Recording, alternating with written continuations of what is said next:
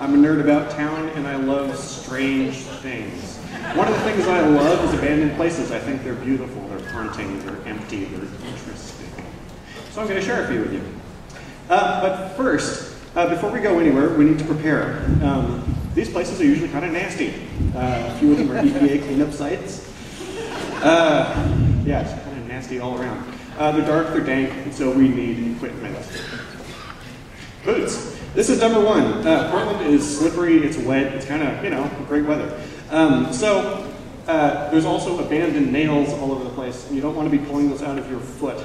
Also, it kind of sucks to go hiking around gigantic empty buildings. Oh wait, we need gloves too. Gloves are good because, as I said, there's DEQ cleanup sites. You got all sorts of fun chemicals laying around. You do not want to lick your fingers. You will want to open doors. You will want to move boxes. You're going to need a camera. Cameras are important. I love cameras. You can use a sketch pad. You could also use an easel and a canvas. The important thing is that going to these places is fun, but presenting them to 750 awesome people is even better. So, on to this. Buildings. Buildings are the best. Portland has a couple of really cool places.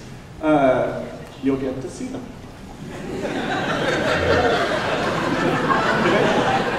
I saw Bakke. Okay, so this is a stairway in a place known as Pirate Town. It's also known as Triangle Park, or the McCormick and Baxter Creosoting Factory. It's abandoned. It's 34 acres of beautiful lakefront property. Riverfront, I should say. This is a picture donated by Liza Danger Gardner. She's she also went there, took some great pictures, decided to share it with me, and so I'm sharing it with you. This is a more recognizable one. If you've ever been up in the Wildwood Trail up in Forest Park, this is the stone house. It was built in the 30s by the WPA and abandoned in the 60s after a gigantic storm.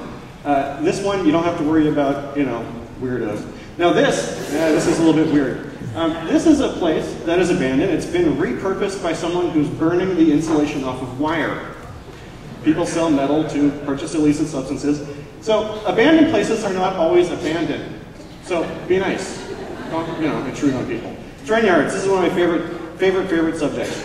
I like trains. They're big. They move.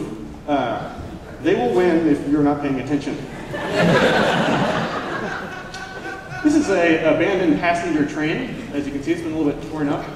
This is off of Highway 30. There was actually a bunch of these things parked out there. Right next to this one was a totally burnt out shell of one. It's not that attractive, so I decided to put this one up. This is a caboose that was parked next near it. This weird device right here, that's a pinhole camera. So if you're into obscure photographic technology, these are wonderful places to go. You can get some really, really great shots. And you don't always have to go, you know, breaking into places and, you know, being too adventurous. These are just railroad spikes. You can get great photos just by looking around what's on the ground. Go to the park, you know, look in the corners, look under the bushes, look for cool stuff. Surfaces. I love surfaces. I'm a texture nut. Also a bit of a color nut. Surfaces, they get bubbly, oily, peely, gross, disgusting, and wonderful pictures. This is some siding that's peeling on an old warehouse.